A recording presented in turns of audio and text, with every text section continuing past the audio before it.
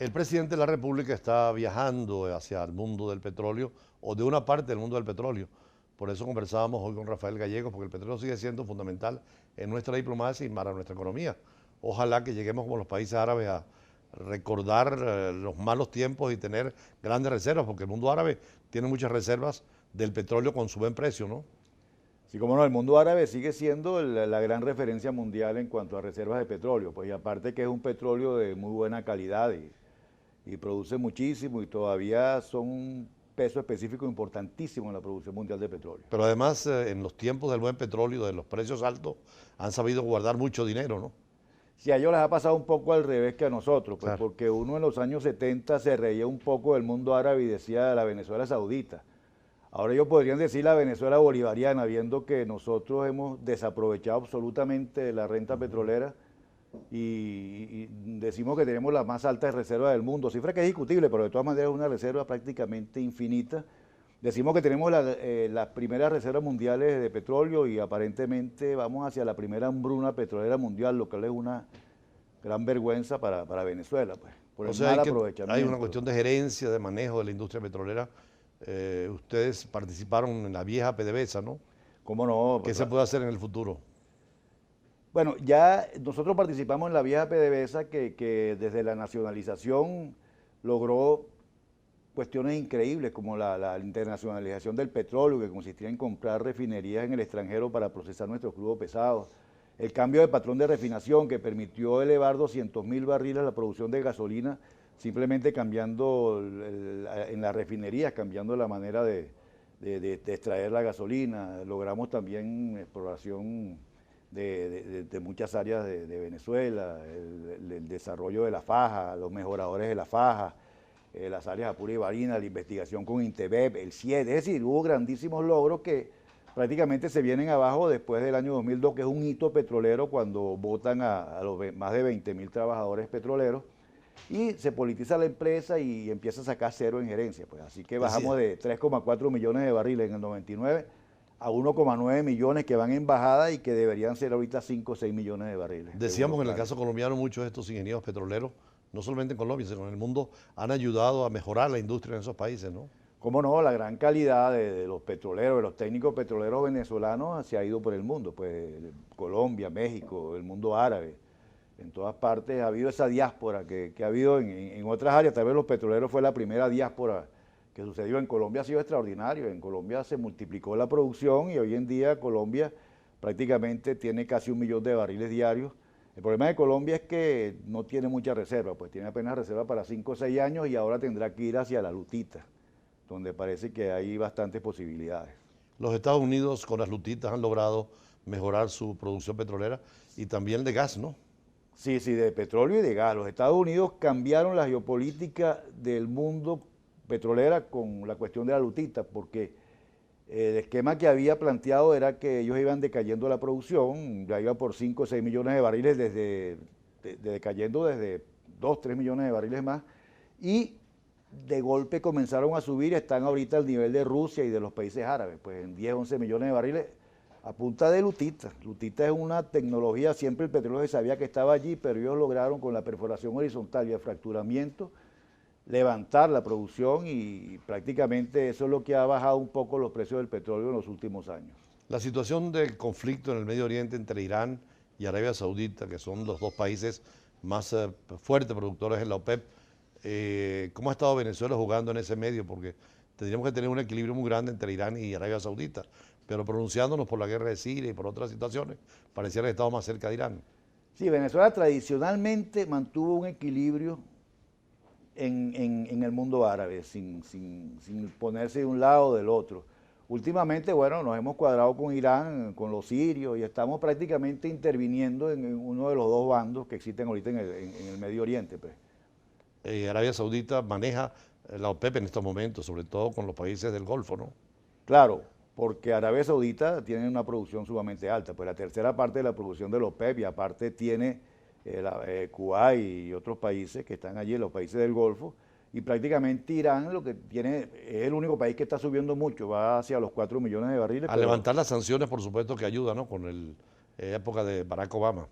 ayuda bastante porque, bueno, compensa la cuestión atómica con la cuestión petrolera y tiene más oportunidades, menos leyes en contra, más inversiones, etcétera, etcétera. Y realmente Irán va subiendo su producción. A ustedes los petroleros se les dice que puede acabarse poco pronto la época del petróleo con las energías alternas. ¿Es real esto o es ficticio? Eso es algo que viene, lo que no sabemos es cuándo. Las proyecciones de las grandes empresas dicen que en el 2040 todavía el carro no va a ser tan significativo, el carro eléctrico, que es lo que va a llegar a lo que realmente va a afectar al petróleo, que es la era de la posgasolina. Es decir, cuando se acabe el petróleo como el que mueve al mundo, entonces sí comenzará a decaer bastante, pero sin embargo, con todo lo que se habla, las proyecciones de producción de petróleo son positivas y la demanda sigue creciendo un poco, más o menos hasta el año 2040. Hay nuevos países que se incorporan a la producción de la OPEP. Bueno, ahorita se está incorporando Guinea Ecuatorial, no con mucho, pero sí se está incorporando. Pero básicamente la OPEP ya no es lo que era antes, pues. La OPEP antes producía como el 60% del petróleo del mundo y ahora apenas como el 40%. La OPEP antes tenía cerrados 13, 14, 15 millones de barriles que lo podía soltar y jugar con el mercado. Y hoy en día lo que tendrá cerrado será 1 o 2 millones de barriles. Pues es muy diferente. Por eso el diálogo de países productores de la OPEP con países que no son de OPEP, tipo Rusia, Noruega, México. Claro, porque cuando nosotros recortábamos, digo nosotros la OPEP, pues recortábamos la producción, había otros que aprovechaban y crecían. Pues entre esos estuvo México, entre esos estuvo Rusia. Son países muy importantes. Pues ya la producción del mundo en buena parte es de la OPEP, pero en buena parte también es de todos esos países. El mismo Estados Unidos.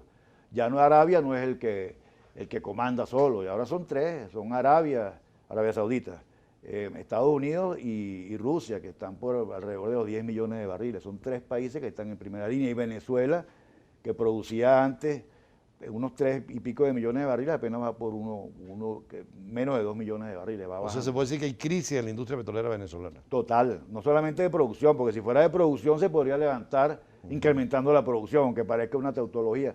La crisis es de gerencia, la crisis es de visión, la crisis es que la empresa petrolera se ha destruido. Pues estamos llegando al extremo que yo me hubiera sentado aquí hace 30 años a decir que íbamos a importar gasolina y nadie me hubiera creído. Hoy en día estamos importando más de 100.000 barriles de gasolina todos los días. Y esta crisis de estos días de la gasolina, el tema de la calidad, del olor, etcétera.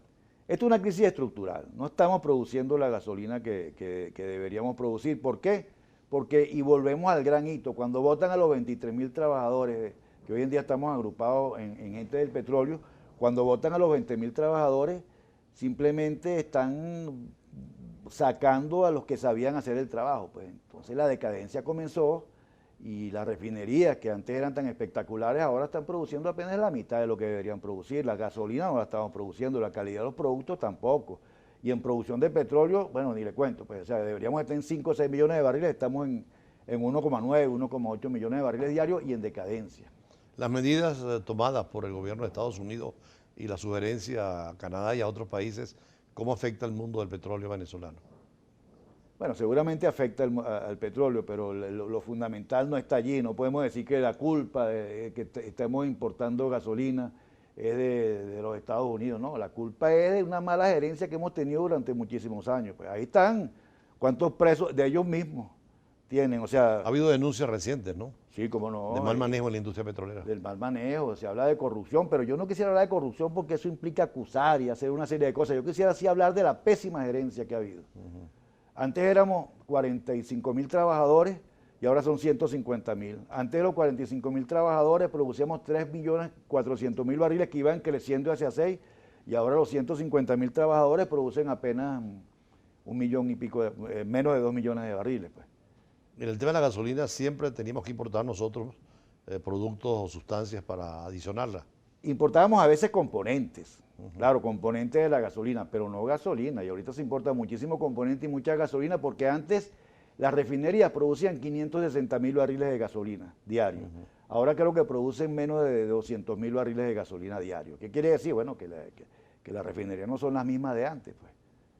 ¿Y las condiciones en materia laboral, en seguridad profesional? Bueno, en seguridad basta nombrar la explosión de Amuay. Basta nombrar las refinerías que están paralizadas cada rato. Basta observar la gran cantidad de derrames de petróleo que ha habido en todas partes. Y en cuanto a la cuestión laboral, bueno, los sueldos no son iguales jamás a lo que había antes. Pues. Ahora ahí que tampoco eran sueldos del otro mundo, pero por lo menos eran sueldos que permitían vivir las relaciones Ministerio dignamente. de Energía y PDVSA, ¿cómo sigue siendo?